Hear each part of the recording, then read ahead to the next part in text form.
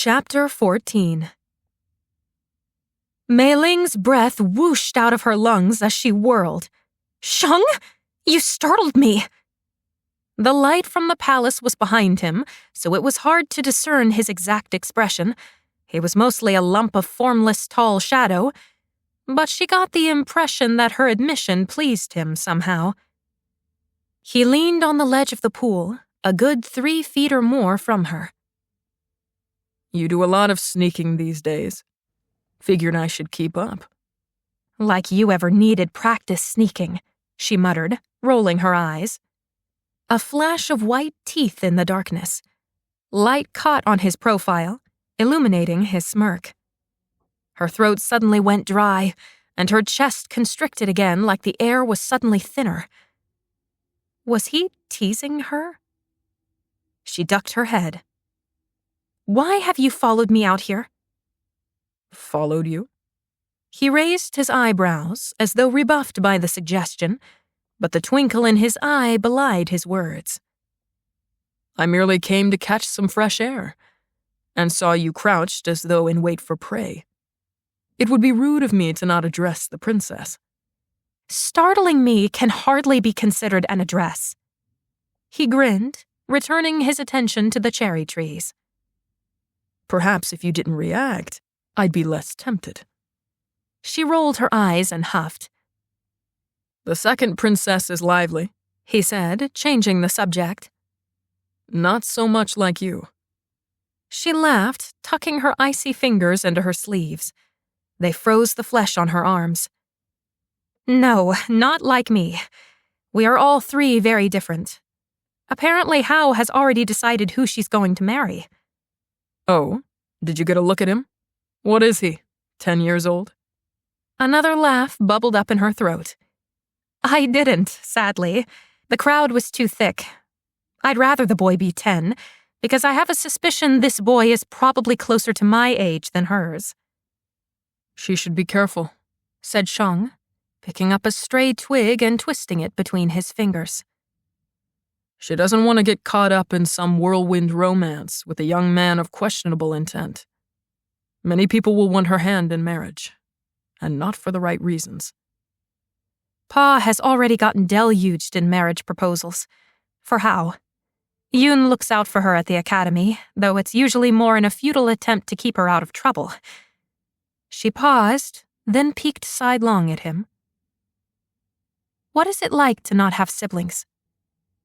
He tucked his chin into his chest, like he was looking at the ground, before lifting it up again. His nostrils flared in the darkness. "Stressful." She remembered the memory she had uncovered in his mind, of his father's high expectations. Failure was not an option for him, and until her, he had never failed. "I visited my father today," said Shang suddenly. Meiling tilted her head, waiting and listening. He sighed, then ran a hand through his hair. "I told him about the trial, just so that he would have some warning before." Her stomach twisted into knots, and she was glad she hadn't eaten. The last thing she needed to be doing right now was vomiting into her lap. "He was also arranging a marriage for me." "What?" Meiling blurted, spinning in her seat toward him. The moment the word was out, in that horrified tone, she regretted it. "How obvious do you intend to be?" she rebuked herself. It shouldn't be a shock. He was of marriageable age. He could have been in a betrothal this whole time and she wouldn't have known. Hadn't thought to ask. His face was mostly shadowed, but there was just enough moonlight reflecting off the water to illuminate his single lifted brow. "Would you congratulate me if I was to inform you of my impending nuptials?" he added. And while the question was obviously intended to be playful, part of it felt serious. Meiling blinked, reaching up and twisting a strand of beads hanging from her hair. "Why, yes, of course. I would always congratulate you on good news. Now I might be concerned about the choice of pursuing a betrothal in..." your current situation, but other than that... You wouldn't be jealous? Jealous? When did I say I'd be jealous? Why would I be jealous? It's your duty to marry your father's choice. Even better if you have some acquaintance and mutual respect for the young lady. Flustered, she folded her arms across her chest and glared into the dark expanse of the gardens. Oh? Is this your way of tormenting me instead of simply telling me whether or not I am to congratulate you? Is it truly a torment to not know if— That's not what I meant, and you know it! Shang slid closer to her on the bench. Then what did you mean? He had one arm on the back of the bench behind her shoulders, his knees tilted toward hers as he leaned in. For a moment, all rational thought left her mind, and she scrambled for some semblance of an answer. I only meant that I was merely curious. Merely curious? He studied her for a moment, and she could have sworn he was fighting a smile before she went back to glaring at the cherry trees. Well, in that case, you'll be disappointed to learn I have no betrothal. She spun toward him. You don't? I told my father to cancel the arrangements, for obvious reasons. Come now, you look very relieved after just declaring that you would be glad to congratulate me. His knee nudged hers while his lips twisted in a teasing smirk. No matter what I say, you're going to somehow twist my words back on me. Only because you're a delight to tease. Heat rushed to her cheeks, and not even the freezing wind could calm their blazing fire. It's also a delight to watch you blush, added Shang, apparently in the mood to drive her to the absolute brink of her composure. I'm not blushing, cried Meiling, hoping her vehemence would make up for the obvious lie. And if I was, you wouldn't be able to see it anyway. It's too dark. You're purposefully trying to rile me up. I know your ploys, and they're not going to work. He gave her chin a gentle chuck, making her stiffen. Listen, I think I deserve the opportunity to tease you after you scared me out of my wits this morning. You weren't supposed to know, and I didn't know it was going to go so badly. I promise I wasn't trying to scare anyone, especially not you. I'm glad I know. I'm not. With those declarations, they fell silent.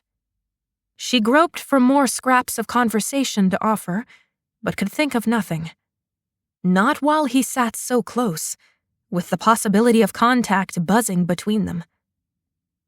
When several minutes had gone by and neither of them said anything, she expected him to push off the ledge, tip himself in some distant bow, and stride off to somewhere else. Yet he stayed. She forced her eyes away from trying to read his profile to staring up at the stars. The night was much darker than last night, devoid of thousands of floating lanterns. She could see the stars, could make out the few constellations. Did you know the stars whisper? Meiling asked. He tilted his head her way. I beg your pardon? She smiled, returned her gaze upward. The stars. They talk. I assume to each other, though I cannot understand them. When I am asleep, I can hear them. She'd never told anyone this. Not even Ma.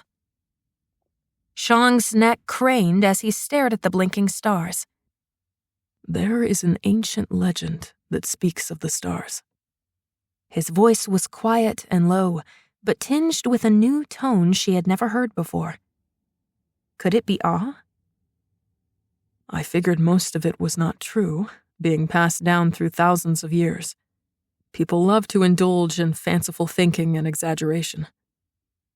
But it said a man named Zhao was... They called him a dreamwalker.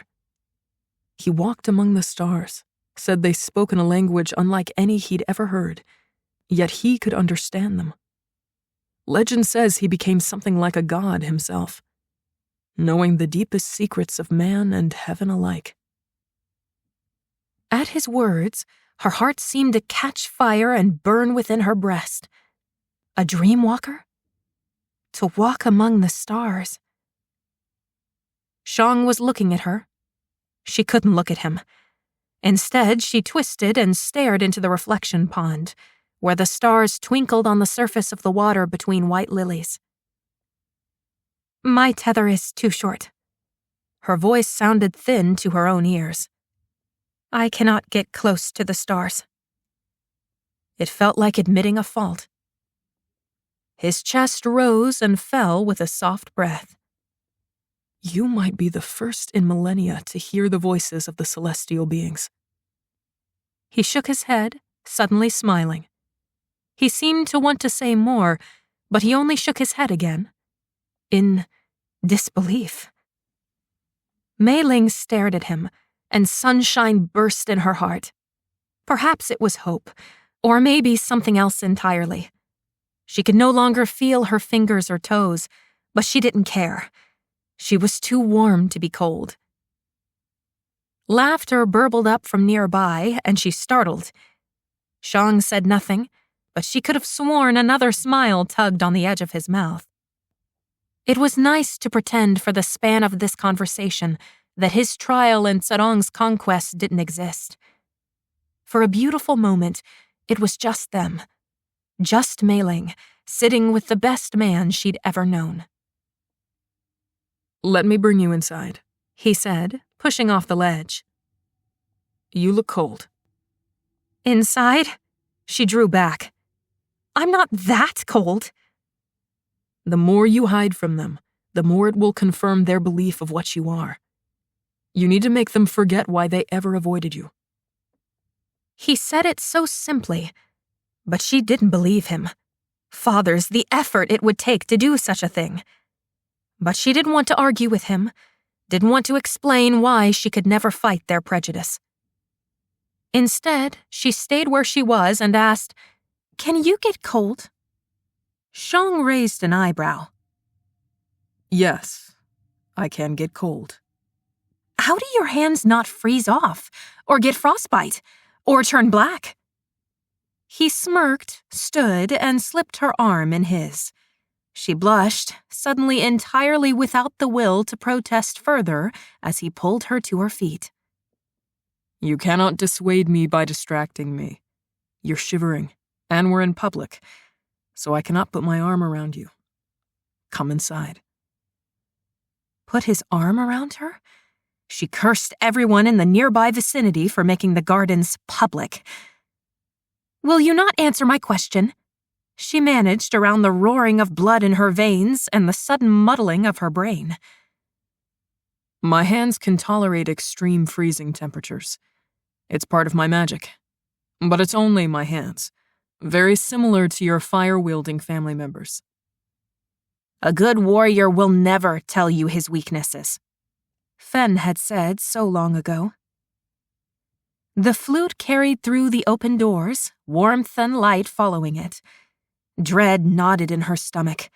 The sound of rambunctious laughter, only a little tamed by the palace grandeur, drifted to her ears. She pulled Shang to a halt, grabbing hold of his elbow with her other arm. He glanced down at her as she blurted, We can't go in yet. I have more questions. Are there ever wielders who have abilities they cannot use because their hands, or whatever, cannot withstand the strain of their magic? Like if your hands couldn't tolerate the cold? I've never heard of such a thing. Now quit stalling.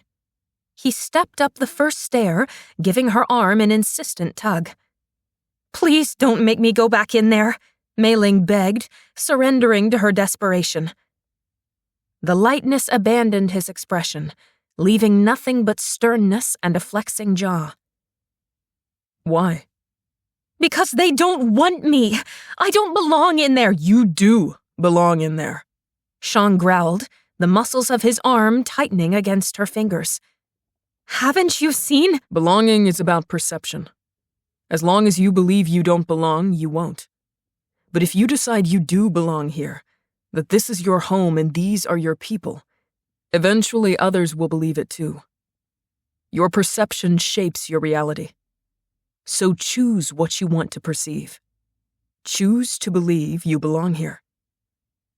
With that, he dragged her up the stairs, not letting her savor her last bit of clear air before she was forced to choke on perfume, spices, and sweat, and pretend she didn't notice the judgmental stares in her periphery. She looked up at him, but his gaze was set forward on the throng of people they approached. Warmth blasted her in the face when they reached the top step, surrounding her and making her numb fingers clench on his arm.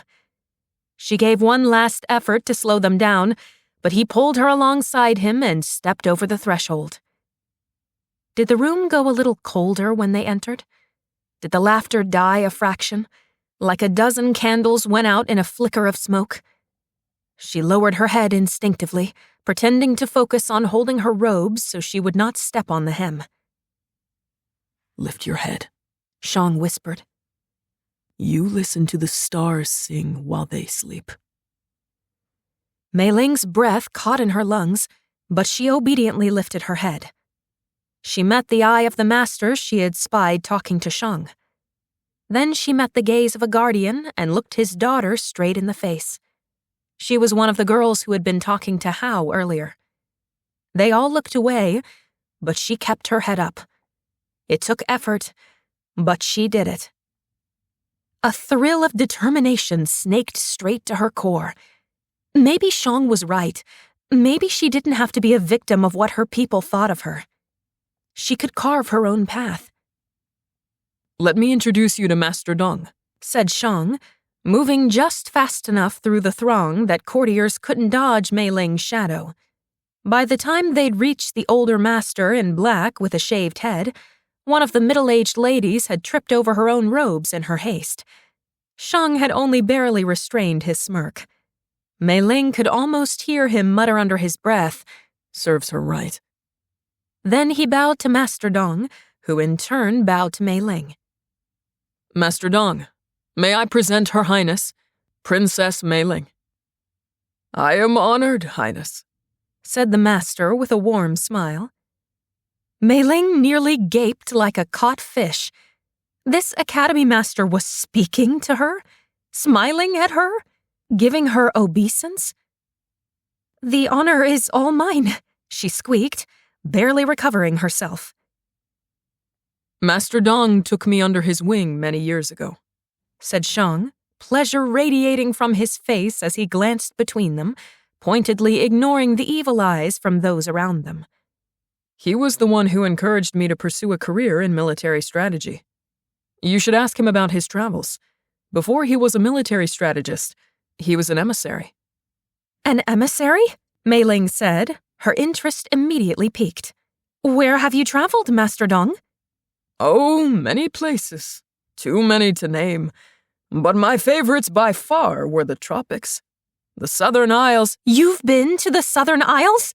blurted Meiling, unable to help herself. "What were they like? I've heard they don't even have winters there." The portly man laughed, the skin around his eyes crinkling. "Indeed, they do not. They have rainy seasons and dry seasons instead. It's warm year-round. And I won't lie, every time our winter rolls around, I crave another visit to those sunny shores." "Oh, I'm sure. They sound delightful." "They certainly are. The water is crystal clear as far as you can—" "Crystal clear? Could you see fish?" "We absolutely could. Whenever we sailed those waters, I spent hours leaning over the boat, watching the colorful fish below. Turtles, dolphins, stingrays, even sharks, too." Meiling pressed a hand over her mouth, trying to stifle the urge to make an unladylike sound. "Oh, I would love to see that someday. It must be so beautiful." "Master Dong!" came a new voice. "It has been a long time, my old friend." Meiling turned as a stocky, middle-aged wielder with a close-trimmed beard and dressed in an unadorned set of robes approached them. Shang gave a gentle tug on her elbow. "Let's go speak to Fen and see if she'll behave herself, eh?" "Don't run away with the princess just yet," interjected Master Dong, after clasping hands with the newcomer. I ought to introduce both of you to Leigh Delan, federal investigator. Delan, this is Tang Shangdi and Her Highness, Princess Meiling. Highness, I thought you might be interested in meeting one of the people who had recently aided you in a significant way. It took her a minute to process what the master was implying, especially since she didn't recognize this man. He meant that he'd played a role in her rescue. What role, she didn't know. Either way, she turned her attention to Delan. I am gratefully indebted to you. I only wish we could have done more, Highness, said Delan, giving her a low bow. Why wasn't he recoiling from her? Did he know about her magic? He spoke with her like she was a regular princess. I also wish I could introduce you to my 2 colleagues, but alas, one of them lives in Tsushui right now, and the other is supposedly in attendance tonight, though I haven't seen a speck of his sorry hide. He's probably too busy writing a sappy letter to his girl. Meiling couldn't help her little giggle. He sounds very sweet. Please send him my sincere thanks. With that, Shang succeeded in dragging her away from the conversation. Don't you know that when you're in social gatherings like this, you're supposed to talk to as many people as possible, say nothing of significance, and only feign interest in other people's conversation? He was teasing her again. Though his face was mostly controlled, she could feel his radiating pleasure, which in turn sent happiness to her toes. Your mentor seems so interesting. I want to talk to him for hours about the places he's been to. It's a shame we were interrupted. See, you're breaking the rules. If you show this much genuine interest, you'll become a magnet for the people who love the sound of their own voice, which is a very dangerous place to be. Meiling laughed outright. Oh, come now. I don't mind so long as it's interesting. Her laugh seemed to ring through the banquet hall, bright and clear. Her neck prickled with sudden awareness, as though a dozen pairs of eyes snapped to her. She glanced up, found Pa's stare settled upon her from the dais. He wasn't frowning. If anything, there was an unexpected lightness in his expression. His mouth softened. When Meiling's gaze met his, he smiled warmly at her. She couldn't help but grin back. Pa's attention shifted from her to the young man whose arm she clung to, and thoughtfulness pinched his brows. She looked away, cheeks heating. Was she being too obvious? She hadn't meant to forget herself, but she'd just talked to 2 strangers, and neither of them had treated her like she was cursed. If you keep smiling like that, Shang whispered, leaning down toward her ear, I will have much more competition for the honor of being your escort. Don't be such a tease. I'm only telling the truth. He wasn't, and they both knew it, but the flattery pleased her anyway. They reached Fen, who was still standing against the far wall with a handful of young people who seemed to be former classmates. She was dressed up for the first time since Meiling had met her, though not in anything extravagant. She wore light paint, dark red robes, and a lovely carved wolf's head hairpin. When Meiling and Shang approached, she shifted from the conversation happening around her and actually bowed to Meiling. Highness, said Fen, with only a tiny thread of annoyance. Fen, I didn't have time to speak with you the day we arrived back, but I'm so glad to see that you have recovered well, said Meiling, inexplicably glad to see the grouchy shifter. The young people flanking Fen mumbled excuses and started to wander off, which was more of a relief than embarrassment at the moment. Meiling's shoulders loosened. Highness, let me make introductions, said Shang sharply, and rattled off the name of each person trying to make their escape, forcing them to stop in their tracks. They hesitated to meet Meiling's gaze, but they bowed and offered respectful mutterings of, Your Highness. It felt like standing there while a parent forced their child to apologize. Meiling tried not to let her hands twist into her sash, nodding at each person and repeating their name back to them with a gentle, "It is a pleasure to meet you." Shang released them, and then it was just the three of them, like old times. To Meiling's surprise, Fen was almost laughing. "They're still so scared of you," she said, and it wasn't clear which of them she addressed. Shang's face had shifted back into his typical hardened mask, the remnants of a scowl edging his expression. "So, you're doing better?" Meiling asked Fen tentatively. Fen gave a shrug, growling, "As better as I can be." "The students are giving her a difficult time in combat," said Shang. Fen's head whipped to his, thunder immediately gathering on her brow. He only gave her the tiniest smirk back. Her glare soured. "Considering the circumstances, you're in an awfully chipper mood." "He certainly has been," replied Meiling, with a bright smile up at him. Now it was Shang's turn for the merriment to wipe off his face, and in an instant he was transformed back to the taciturn warrior who escorted her across Junning High twice now. She nearly giggled. "But seriously," said Fen, forcing Meiling to swallow her giggles as she turned her attention to Shang and dropped her voice. "Have you thought of anything?" Meiling's stomach immediately twisted. Shang's biceps flexed beneath her fingers. "We discussed this last night." "And you had nothing but prayers. What good is that brain if you don't put it to good use? Where did all your cleverness go?" Shang's tone lowered to a simmer. "We discussed this." Meiling translated this as, "Stop talking about this because you'll make Meiling worried, and then she'll do something stupid in an attempt to save us." Just like that, the reality of their situation, the impending doom of Zedong's conquest, and the full desperation of this trial hit Meiling like a blow to her sternum. She managed to stay upright, to not visibly flinch, but Shang must have sensed her sudden trepidation, because he bid Fen a good night and escorted Meiling off in another direction. Toward the exit. "You've fulfilled your obligations tonight," Shang whispered. "You can flee now, if you wish." Moments ago, she wouldn't have wanted to leave. Now, however, the air closed around her lungs once more, the stink of perfume clogging her nostrils, the heat making her skin itch and crawl. She needed to get out of here so she could fly away. She merely nodded, not trusting words to come out of her tight throat, and Shang took her straight to the doors guarded by a line of warriors. He summoned her waiting maids as her new escort. Then he stopped, looked down at her.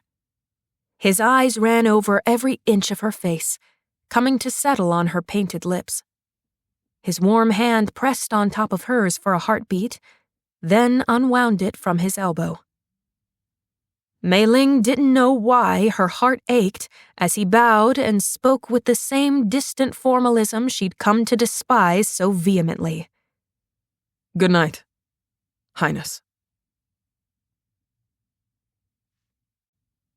Chapter 15. When Meiling was back in her room, restlessness plagued her. She tried to calm her swirling mind by going to bed early, but she couldn't fall asleep. She never struggled with falling asleep. So to lie awake now, staring at her ceiling, unable to find the freedom she longed for each night, drove her nearly out of her mind. All she could hear was a deep, rhythmic voice repeating over and over again. "Lift your head. You listen to the stars sing while they sleep." She didn't just miss him. She craved being near him, and the night stretched so long before her. Despite her magical capabilities, she never wanted to invade Shang's privacy. She'd tried to keep herself from following him like a devoted puppy, prying into his conversations and thoughts. But for all her noble intentions, she could hardly bear the separation. The time they'd shared this evening wasn't enough. She wanted more, More time, more words, more gentle touch. More of his smiles. There are so many bigger things to worry about, Meiling whispered to herself, careful to keep quiet lest one of the feral wielders guarding her door heard her. But all you can think about is him. You're a fool. A stupid fool. Feyen would call her a fool. And yet, despite her own words, despite how stupid and pitiful she felt, Meiling didn't actually think she was a fool. She was just a girl with feelings she didn't know what to do with, feelings that swallowed up everything else and left her tossing and turning in her bed. Frustrated tears built up behind her eyelids. You're so far away, but I want you closer. I just want to talk to you. Quiet sobs shook her shoulders as she curled tighter into a ball. I just want to talk to you. But she couldn't leave her room now. It was too late at night.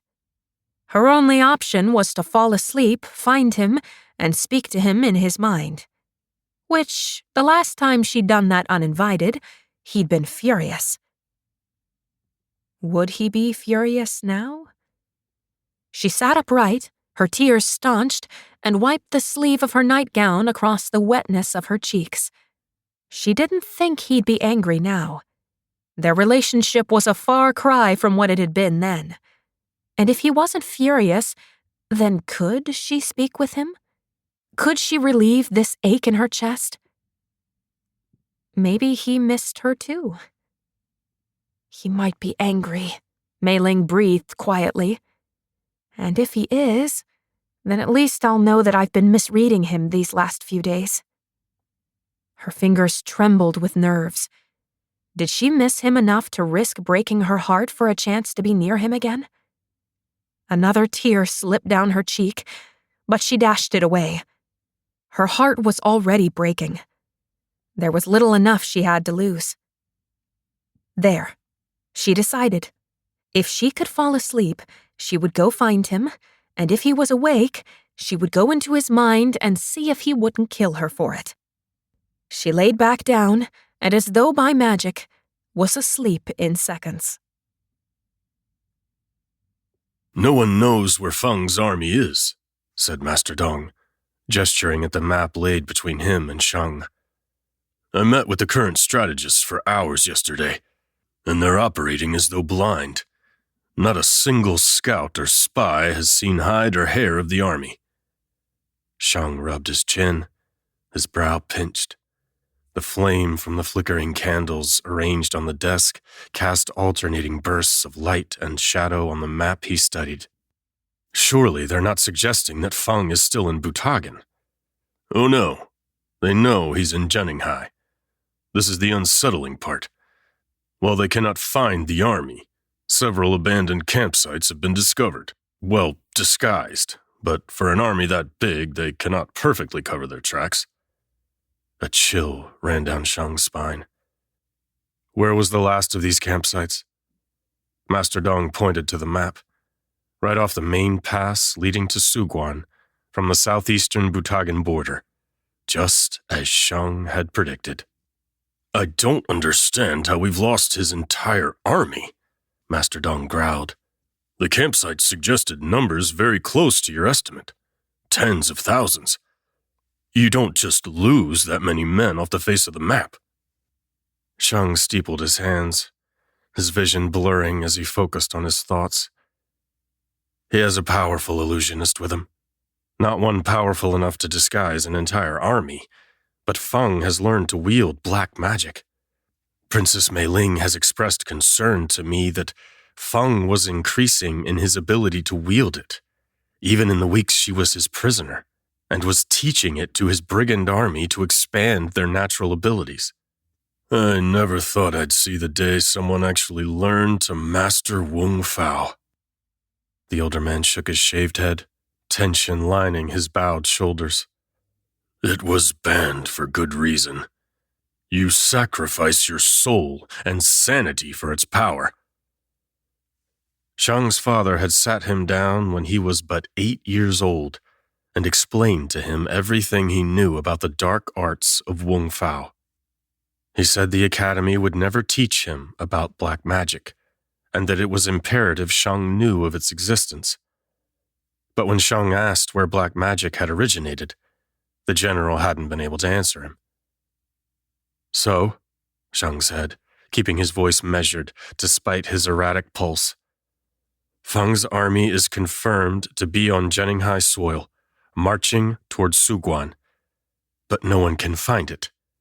We can only learn where it has been, and thus, no one is confronting him. The Emperor is readying his troops and is increasing the city's fortifications. His bureaucracy isn't celebrating the festival at all, but working tirelessly to prepare for battle. That was part of our meeting yesterday, discussing where to focus the city's fortifications. I hope they're not leaving the water unguarded, Shang interjected quickly, bending over the map again and pointing to a stretch between the mountains, tracing it to the coast about 1,000 li north of the capital. There's a pass here that Feng could take that would cut east to the ocean. If we focus our efforts only on protecting our northern city borders, we'll be left vulnerable if he chooses a water attack. That's what I told them, and that's what they're doing. There was an unusual note in the older man's tone that Shang had rarely heard coming from him. Resignation. Ice burned along his fingertips, responding to the cold knife of fear stabbing into his chest. You don't think there's anything we can do except fortify the city and wait for Feng's attack? Master Dong let out a frustrated puff of air. What are we supposed to do? Attack an invisible army? The Emperor has increased pass patrols, watches, scouts, and spies. If that doesn't help locate the army, then nothing will. And until we know where he is, we cannot find him. Meiling could find the army. The thought came unbidden, and it was more of a hunch than anything. But the more he thought about it, the more it made sense. In her body, she was susceptible to illusions just like the rest of them.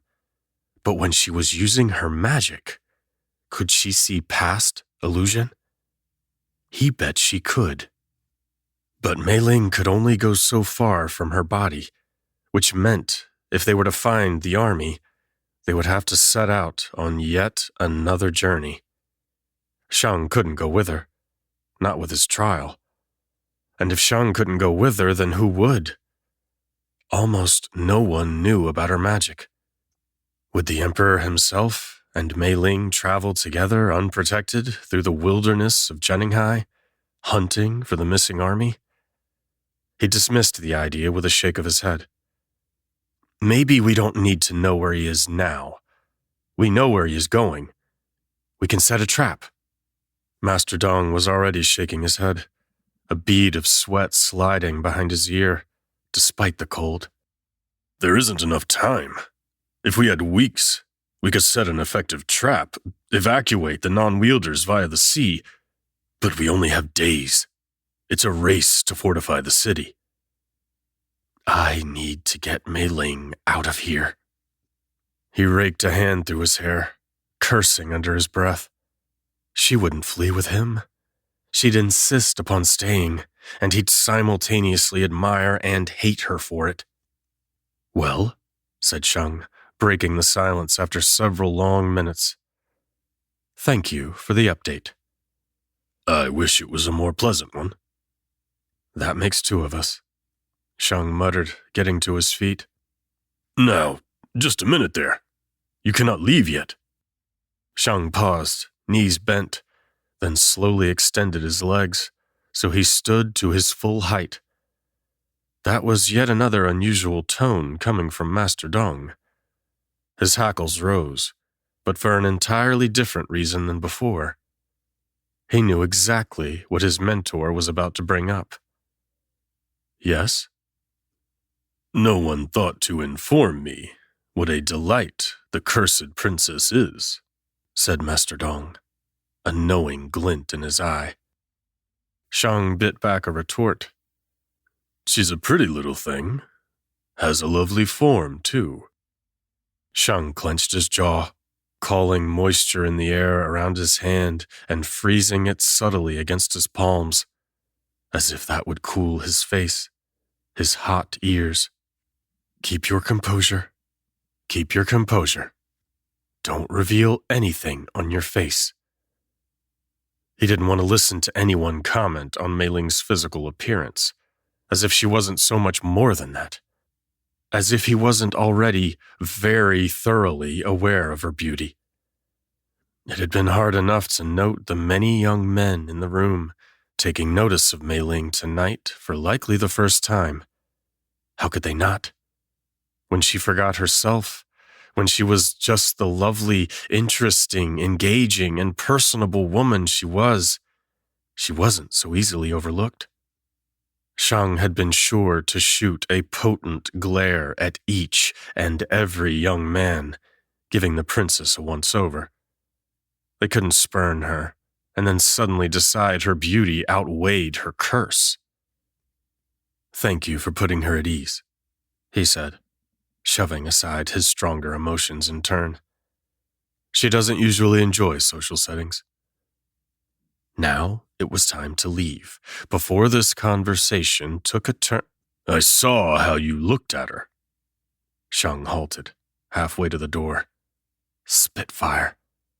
"You didn't break out of Liafugun, travel all the way to Butagan, and go through the 7 layers of DU to rescue her so you would have more clout in your trial." Shang didn't answer. "I'm glad for it," Master Dong rumbled. "I always feared you had too much of your father in you. Are you going to tell her you love her?" "No," he said quickly. Too quickly. "Why not?" "Because I am going to die, one way or another." The older man shook his head, a huff escaping his fat nostrils. "How about you find a way to live?" Shang turned slowly. "Are you suggesting I flee Juninghai?" "Suguan might not be standing in a fortnight. You could take your princess to the Southern Isles and let her feel the warm sand between her toes." "Could you see the fish? Oh, I would love to see that someday. It must be so beautiful." Shang shook the memory of Meiling's voice out of his mind, hardening himself. "You think Feng will be content once he's conquered Juninghai?" "No, but Juninghai is a big empire. It'll keep him occupied for a while, I think. Even if he has a vendetta against you and the princess, he likely wouldn't be able to pursue. You could settle somewhere, marry the girl, have a few children." The back of his neck turned the temperature of a furnace, even as his heart wept with longing, and his mind conjured visions of white sand beaches, Meiling as his wife, having children with her. If they fled, there would be no return. Even if Feng didn't succeed, if Suguan didn't fall, fleeing meant giving up his chance of pardon. Without a pardon, anyone could execute him on sight. Meiling might harbor some affection for him, but would it be enough for her to give up everything?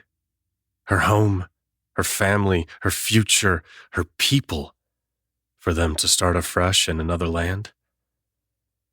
"I'll consider it," Shang said briskly, then bid a hasty good night and strode out of his mentor's office before the man could fluster him any further. Biting winter met him as he made the trek to his room, his mind a thunderstorm he tried to calm with even breaths. He focused on the cold gnawing through his robes, the wind whipping at his hair, the sound of creaking wood beneath his boots. Now was not the time to let his imagination, his personal desires, get in the way of thinking clearly. He forbade himself from thinking about Meiling, replaying any moments with her over in his mind or imagining new ones. He needed to recover his composure. Fen. He should think about Fen, about her plight. Her family's plight if they lost her. Maybe, if he fled to the Southern Isles with Meiling, he'd need to bring Fen along. What a trio they'd make again. There. That calmed his imagination down. Sticking Fen right in the middle of his fantasy of Meiling and their children on a faraway island beach definitely cooled his blood and helped his mind to dismiss it. Focus on the icy wind. My breath, slow and steady. Shang? Came a sudden squeaking voice in his mind. He nearly leapt out of his own skin. Outside, he didn't flinch a muscle, but inside, panic flooded him like a tsunami. Meiling was in his mind. Oh, fathers, Meiling. Sorry. She gasped in a rush. I'm so sorry, please don't hate me. I don't hate you. Of course I don't hate you. Shang assured quickly, half terrified by what she might have already seen in his mind. Half terrified, she might misinterpret the frantic upswell of emotion in his mind. He needed to breathe, to focus on his breath, on the wind, the cold. What are you doing? He demanded, trying to keep his tone from being too sharp. What's wrong? Are you all right? Are you hurt?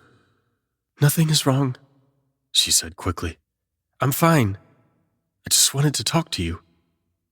Talk to me, he repeated, swallowing hard and stuffing down his emotional response to those simple words. It had always been unnervingly intimate to have someone in his mind, able to read his thoughts and search through his memories. But usually those moments had been desperate moments of high stress, moments when they had a problem they were working together to solve, moments when he wouldn't easily betray his inner thoughts and feelings. Yes, she replied hesitantly, doubtlessly reading his balk at the idea of having a regular conversation in his mind. I can't leave my room, she protested quickly. Otherwise, I would have. If this makes you uncomfortable, I can... I'll come to your room, Shang replied. You... what? I'll come to your room. We can talk there. Leave your window open and have a blanket ready for me. A blanket to conceal what they could of his scent. You have 2 feral wielders guarding your door tonight, right? Yes. One with augmented smell, the other with augmented hearing, right? How did you know? Shang smiled, despite himself, fighting to keep his heart from skipping a beat as he veered off course, heading toward the palace instead of his room. I don't know why you still surprise me, Meiling said with an adorable huff. The traitorous thought was out before he could stop it. She went so quiet in his mind, if he didn't know better, he might have thought she'd left. This wasn't fair, her being able to hear his thoughts while he couldn't even read her body language for cues of hers. I'll wait for you, she said, and he could almost hear the blush in her voice. Are you sure you won't get caught? I won't get caught. I'll be there shortly, he promised. It might still take him a few minutes to time things right with the guards, but he didn't anticipate it being long. I'm leaving. Her voice cut off abruptly as she left, and Shang nearly slumped with relief. Hopefully, he hadn't given too much away. If he was going to tell her his feelings, he wanted to do so when they were together, in person, not her accidentally stumbling across it in his mind. Not that it would come as a shock either way. Surely it was obvious to her by now that he was hopelessly in love with her. Shang quickened his step, even while his eagerness was tempered by the rational side of his mind. If he was caught trying to sneak into the princess's quarters, this would be it for him. He'd be cut down without a thought. But Meiling wanted to talk to him, and Shang wasn't going to get caught. He was a dead man walking anyway. It was absolutely worth the risk.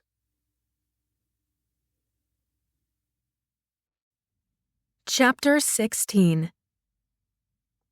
Meiling had never agreed to anything more scandalous in her entire life.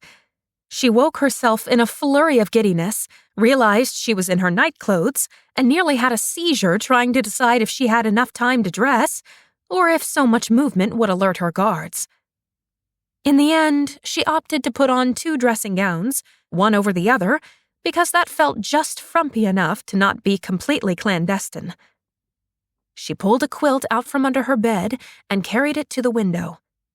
She usually slept with the window open, but it had gotten cold enough that it was shut most of the time these days. With shaking fingers, she worked the latch and pushed open the shutters. Cold air rushed in to swallow her whole. She bounced on the balls of her feet, considering donning one more dressing gown, and stared out her window. Each movement made her heart leap, be it tree branches rustling in the wind, a patrol's shadow, or a drunken courtier finding their way home after a long night of celebration.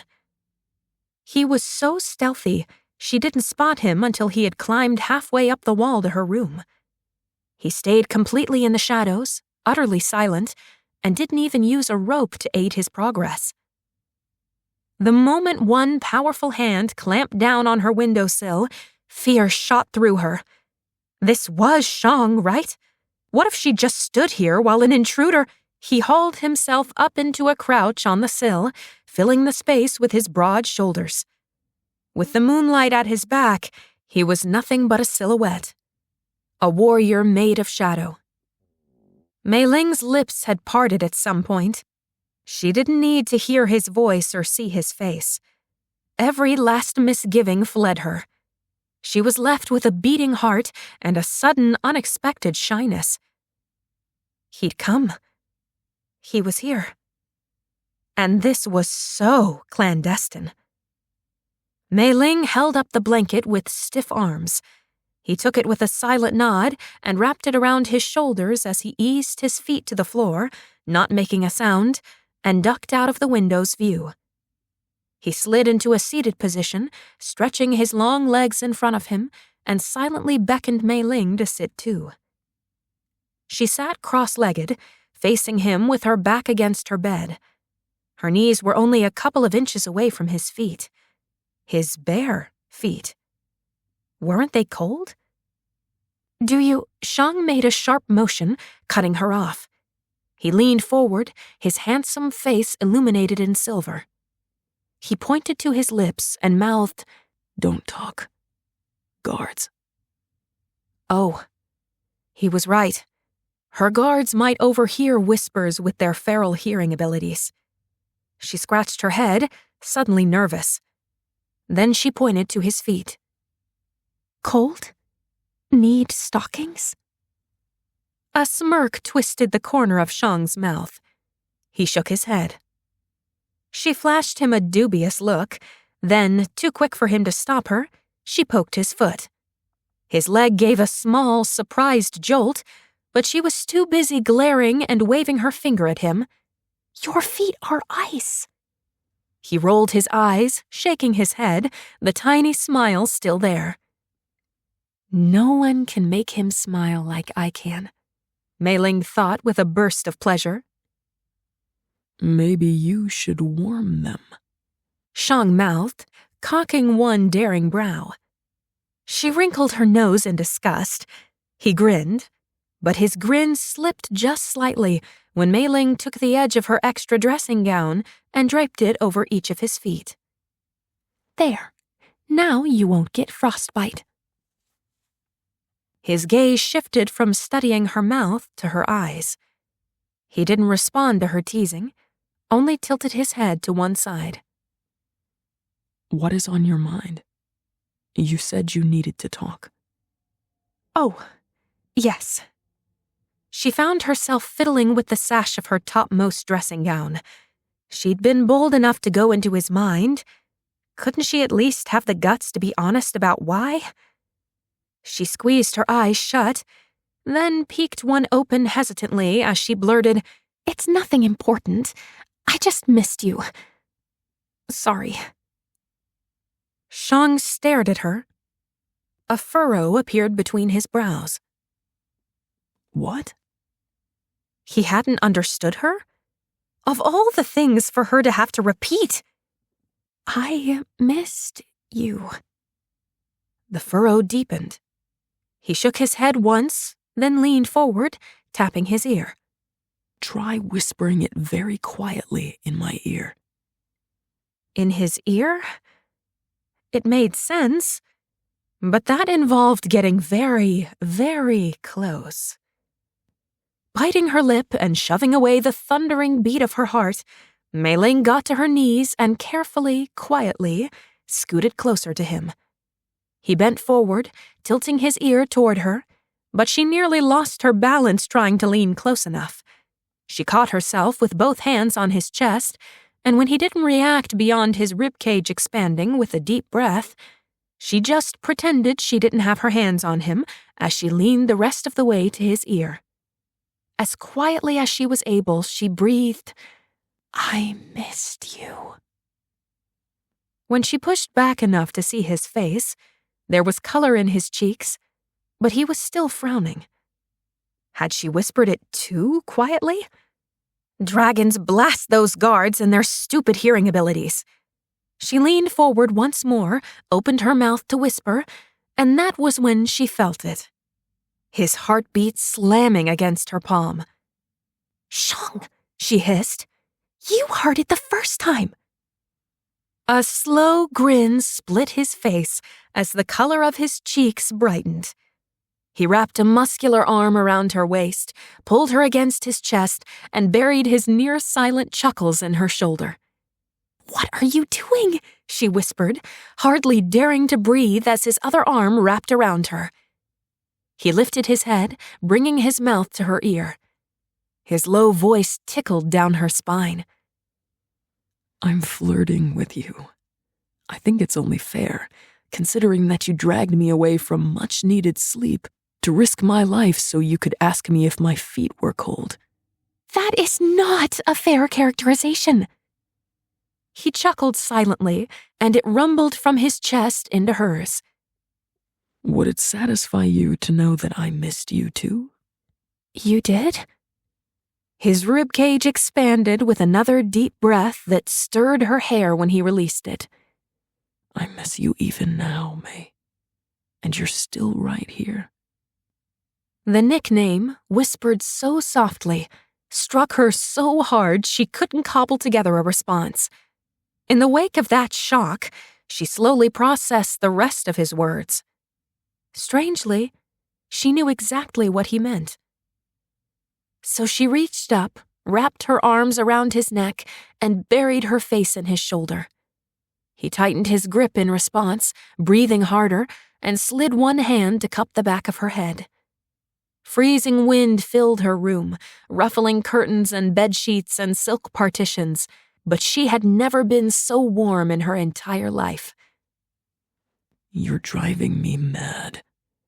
A growl edged his low, nearly silent voice. "From the beginning, you've driven me to the brink of my sanity. I'm losing my mind, Meiling, and the fathers know I don't want it to be found again." "I'm sorry?" she squeaked. A huff of amusement escaped him, and he twisted his head toward hers. His lips pressed against her temple in a brush of a kiss.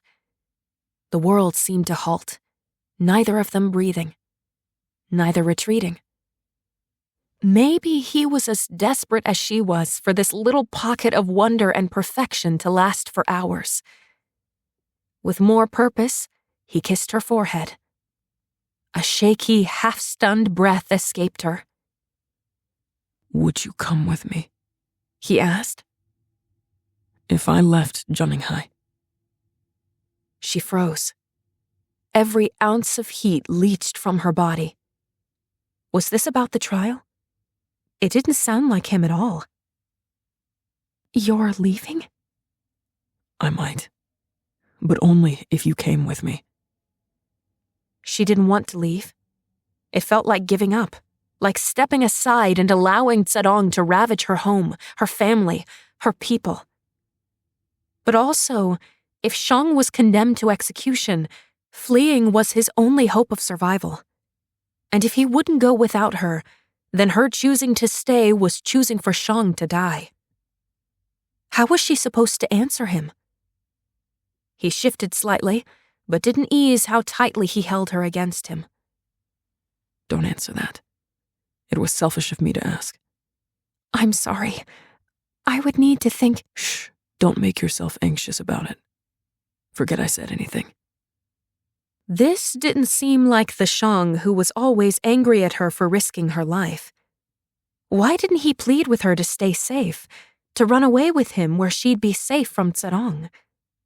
She saw your body on the floor of the throne room. Dead.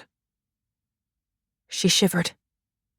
Shang, what's wrong? His response was an almost inaudible groan, and his head slumped against hers, his mouth resting against her ear.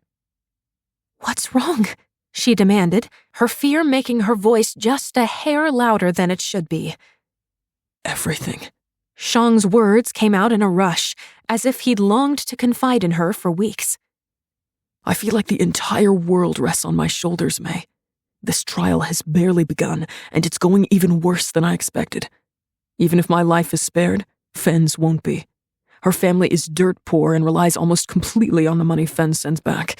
If she is executed, they will be destitute. Fong is coming straight to Suguan. No one is stopping him. Few people know just how dire the situation is, but it is dire indeed. There's nothing I can do in my position. And my father, he flew into a rage today when I refused to go through with this marriage and told him about the trial as my excuse. He has always been a difficult man, but he rarely loses his temper like he did today. And then there's you. You and your absolutely infuriating determination to get yourself killed, all for good reasons, of course. You and your utter disregard for your own safety. And then there's your secret and the maddening way everyone treats you as though you have the plague. There were those idiots at the festival tonight, my own father's ignorant and degrading comments about you, and so many more. I have always believed in taking matters into my own hands, he continued, nearly breathless, agony painting the timbres of his voice. But there are many things outside of my control, things I can do my best to affect, but that ultimately aren't in my hands. Like you, like this trial, Fen's family, my father, Chunning Hai. I can't save everyone, Meiling. And it makes me feel like a dragon-blasted failure. She understood. Far better than he probably imagined. She knew those tangles of helplessness deep within her own heart. And she understood better than almost anyone what it was like to be too small for the problems of the world. Words of reassurance seemed too paltry a comfort. Instead, Meiling offered what was more honest. She tilted her head just a fraction, enough to press a kiss to his jaw. What it lacked in duration, it made up for in earnestness and sincerity. Shang's fingers dug into her scalp.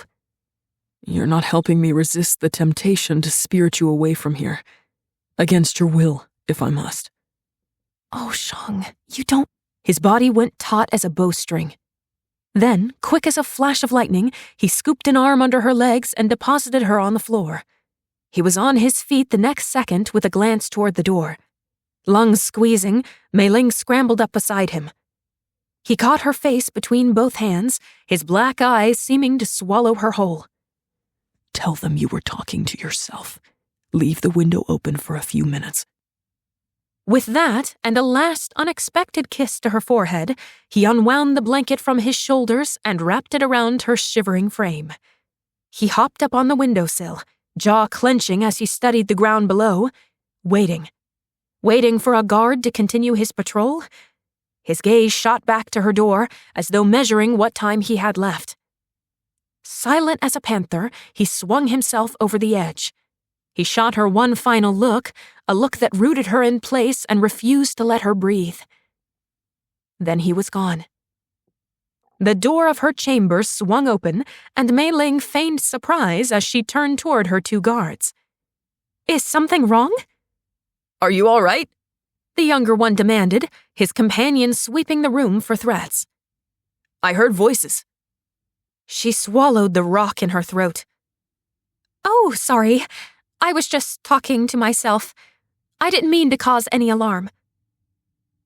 Their doubt was written across their faces. They were good men, good guards. They knew her voice from another's, her scent from another's. But she was also their princess, and they dared not question her, even if the window was open and had turned her chambers to ice.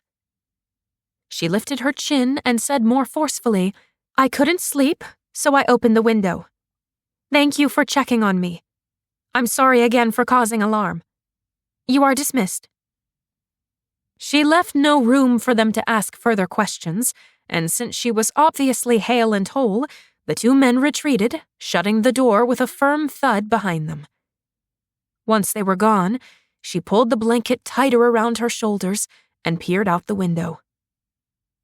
There was no sign of Shang. She let out the breath she'd been holding and shut the window. She made her way back to bed, but didn't set the blanket aside. It smelled like him now, like winter and warmth. She wrapped herself up in it and for the second time in years, didn't use her magic when she fell asleep. Dreams caught her up like a boat on a sea of oblivion, and she let them rock her gently until dawn. Chapter 17. Shang shut his door and leaned against it, finally letting out the long, low growl he'd been holding in for what felt like ages. He'd almost told her everything. The admission of his love and affection had been on the tip of his tongue. But then she hadn't been able to answer his question. Even though she was so desperate to save him from the doomed outcome of this trial, she had hesitated when given the option to run away with him. She'd hesitated.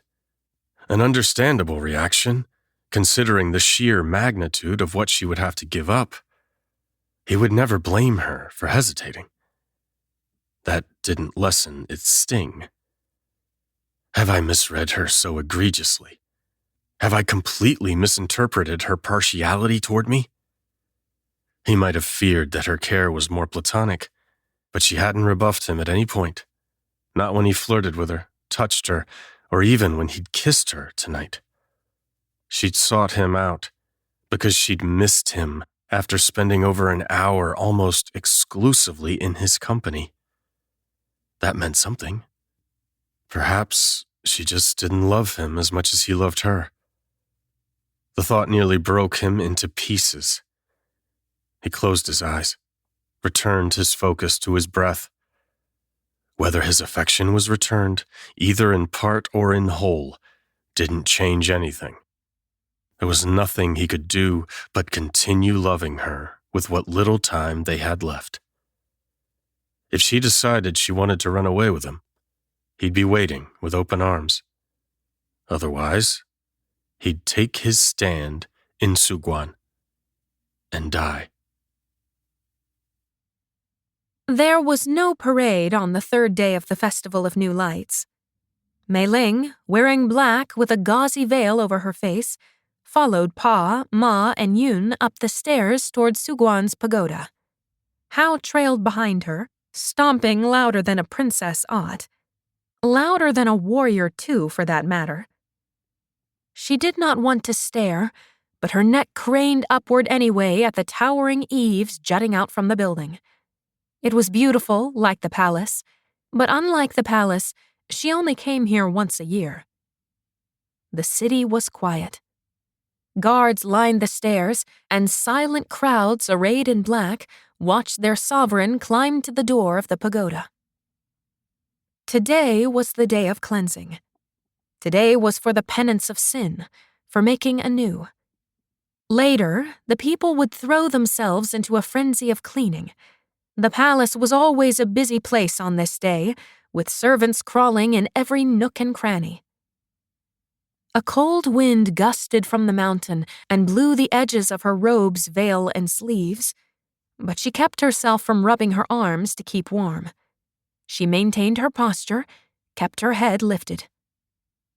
Something plucked on the edges of her senses, shot down her spine, and raised the hairs on her neck.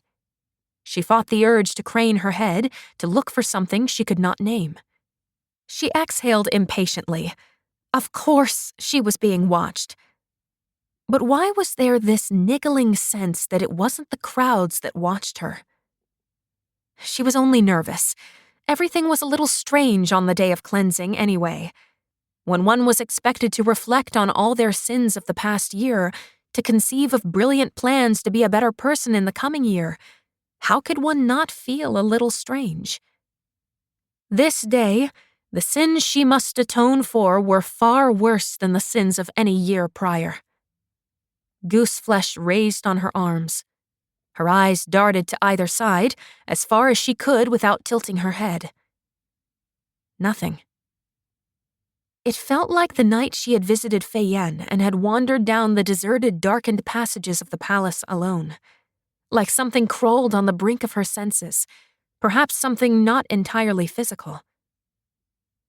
Guards flung open the double doors, and she stepped inside behind Yun, keeping in file. She dared not turn to look at Hao. Pa went forward, striding forward into the golden room toward the brazier in the center. He took the torch from where it lay next to the brazier and lowered it to light the incense. Spices and perfume filled the air. It was a mostly pleasant smell, rich with cardamom, myrrh, and frankincense. But at the very end of each inhale, a trace of repugnance wrinkled her nostrils. Black-robed priests with shaved heads chanted something in a language she did not understand, and habit made her sink to her knees on the reflective gold floor. When she looked down, she was met with a visage of her black veil. She looked like a phantom. Meiling bowed her head with her siblings, but something caught her vision. She poked her head up toward the brazier. The flames licking up the incense flickered low, vanishing into black smoke. A face appeared in the smoke, a twisted, mangled smile and maniacal eyes. The gasp was stolen from her lungs as the face vanished. Orange flames burst forth again, hungrier than before. She cast a glance to either side of her and found her family still keeping their heads down respectfully. They hadn't seen it. Had she seen it? She swallowed, lowered her gaze, stared down at the veiled face in polished gold. She shivered. The cold was why she trembled, why she wanted to huddle deeper into her cloak. Her heart never slowed, not until they had finished their penance and retreated from the towering pagoda. Not until she tore out of the clinging black garments and dressed herself in something warm and colorful. Her mind was probably still processing the trauma of her captivity. That was why she kept seeing strange things. It was only her mind, playing tricks on her. That was why she'd seen Feng Zedong's face in that brazier. Was the paint truly necessary under the veil? Meiling scowled, scrubbing away the morning's paint. It would be simpler to leave it when she went to the trial, but it felt about as strange and cumbersome as a tottering headdress. Truly, as a princess, she ought to be used to these things, but she only wore them for the festivals and a handful of scattered fancy events throughout the year. All in all, it was only a few weeks per annum. Every moment delayed was a moment she missed of the trial. Everything she missed was forever lost.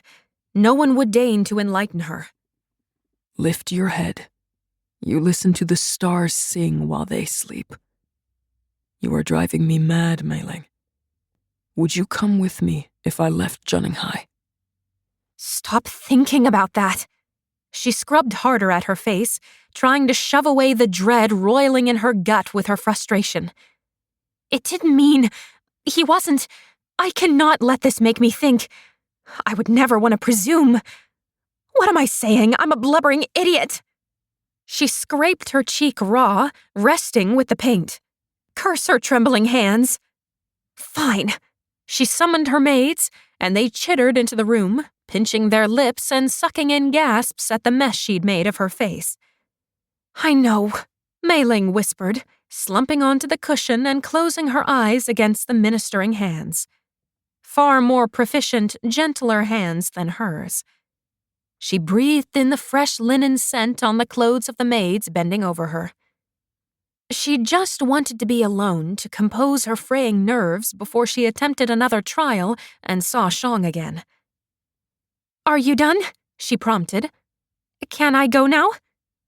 "Almost, Highness." Her fingers nervously found the tail of her sash, twisting it between her fingers and tugging it tighter. An impatient huff whooshed through her nostrils. Each moment was slipping by like sand between parted fingers, like her shadow through stone. "There, you're finished, Highness." "Thank you." Meiling gasped and leaped to her feet. Hardly ladylike, even less princess-like. She did not care as she threaded her way through fluttering pink robes and long silky black hair, hurrying toward the door. When she opened it, her guard's eyes swiveled down to her. Not the same as her guards from last night, but it was enough to remind her not to sprint through the palace. Her legs ached to run, and though she primly tucked her hands into her sleeves, she plucked at the inside seams. When she rounded the corner, her eyes widened, and the air fled her lungs. Fathers above, she'd already forgotten it was the day of cleansing. Everywhere she turned, servant girls crouched under tables with rags and buckets of water, scrubbed at windows, dusted the Mwague statues in corners. Manservants carefully dismantled centuries-old tapestries to be borne with gloved hands outside for cleaning. Ma would be everywhere today, overseeing the cleaning and the preparation for tonight's feast. And if Ma found out what she was doing, she would forbid her from going near the trial ever again. Most likely. The thought of disobeying her parents' expressed wishes. She did not want that strain between her and them.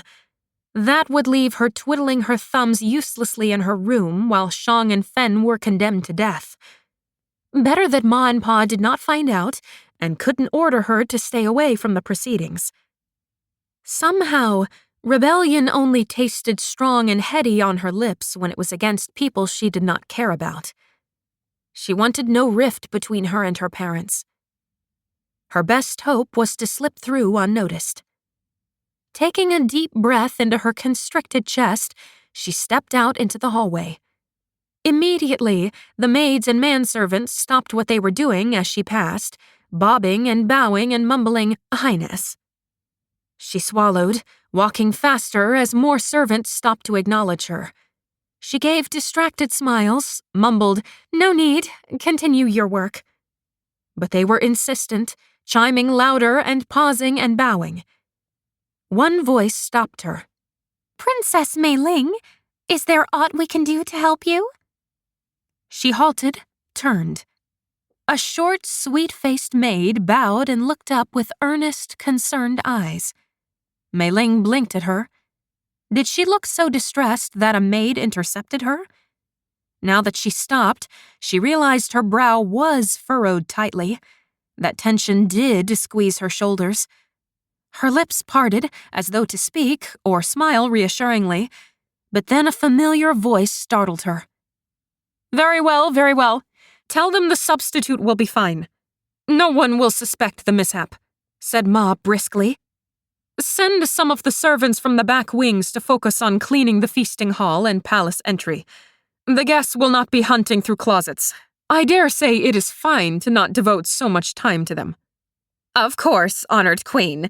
But, forgive me, would it not be bad luck?" "Nonsense. The only bad luck is if our guests find a speck of dust in the places they see." Meiling barely contained her gasp and shoved past the concerned maid. She ought to offer some reassurance to the kind girl, but she fled down the hallway, hoping Ma would not pass this way. How odd the servants must think her. If she didn't take care, she'd confirm her reputation. She pressed herself into the shadows, blood roaring in her ears. "Please do not stop, Ma. Keep walking. Please don't see me." The voices grew louder, peppered with little orders from Ma to the servants. Meiling shut her eyes, trying to calm her heaving lungs. How much had she missed of the trial? It was already the third day of the festival. Only 2 more trials remained after today. Eventually, Ma continued, her voice growing fainter. The chorus of honored queen from the servants moved down the corridor. Further away, Meiling could hardly breathe easier. She was nearly frantic to reach the courtroom. But if the servants saw her running through the palace, hitching her silk robes, someone would surely alert Ma. Moving as dignified as she could manage, she hurried past the cleaning servants and ignored their mumbles of highness and bows. For the sweet-faced maid, she stopped. She forced a smile onto her face, hastened to say, "I am well, thank you for your concern," and tore off again. By the time she shut the door behind her to the balcony of the courtroom, she was certain her panting gasps and pounding heart would be loud enough for everyone to hear. She clambered up the stairs, crouching at the top and sitting her trembling body onto the bench to peer down into the room. Everything was as usual, except Fen sat with the strangest, perplexed look on her face, and Shang did not sit, but stood with his hand over his heart, testifying. Fen must have already finished. She fisted her hands in her skirts. She had missed much then. Her insides dropped with dejection. Do you, Tang Shangdi, admit that you were careless in disguising your campsites, making it easy for the brigands to track you? Asked the judge. Absolutely not. He had been meticulous about it. The words seemed to sputter on his lips, but it came out clear and loud. Yes, Shang answered. She drew back, away from the railing. What? She leaned closer again, her gaze roving the length of the courtroom for some clue about why Shang would lie. He had always been careful with his answers, careful not to reveal her magic to probing questions. But this had nothing to do with her magic, right? Do you, Tang Shangdi, admit that you neglected the care of your wounded partner, Hu Fen? Yes. No, Meiling growled under her breath. Do you, Tang Shangdi, admit that you bartered with the brigands for your own life, handing over Princess Meiling to their clutches? Yes. She gasped aloud.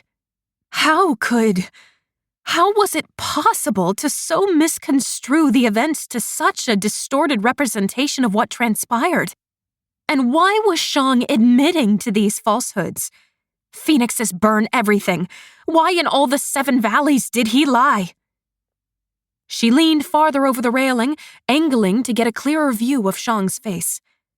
He looked up, straight at her.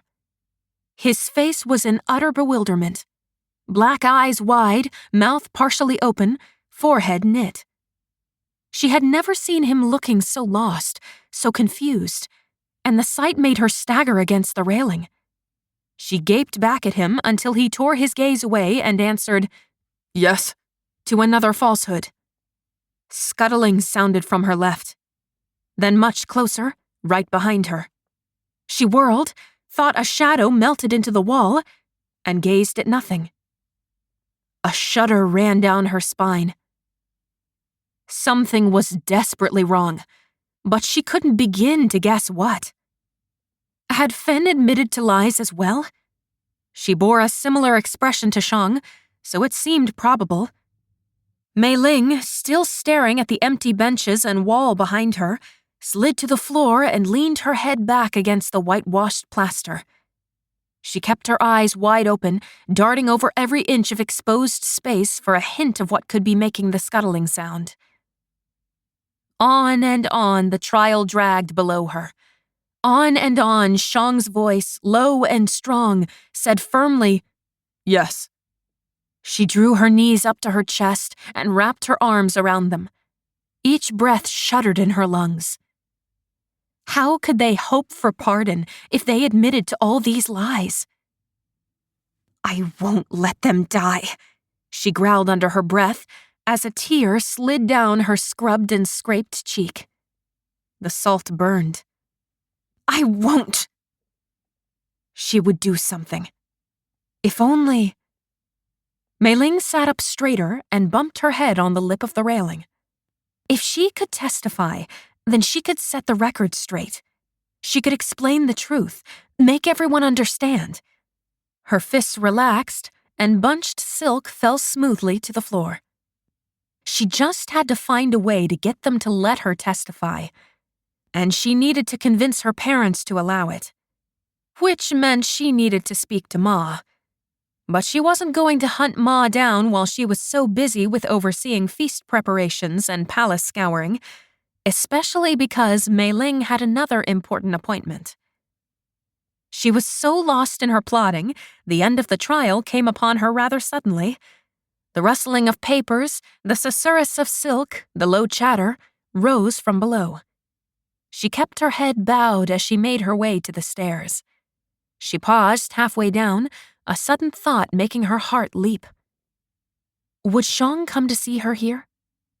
She waited, breathing through her open mouth. Waited. Hoped.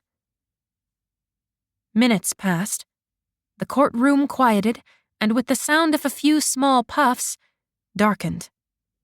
The stairwell was even darker, and she sat in the stillness, refusing to move the slightest muscle. He didn't come. Meiling swallowed the emotions and thoughts that flooded her. She had other things she needed to do anyway. She could not be distracted. What if she was already late? It was a good thing he had not come. She crept down the stairs, steeling her mouth into a firm, thin line. She paused for only a second at the door. Everyone must have already left. One fortifying inhale later, she turned the knob and opened it. She peered out into the hallway, and her hands drooped on the knob in relief when no one was there. Relief or disappointment. Sometimes it was hard to tell which. She had to get to the west gate.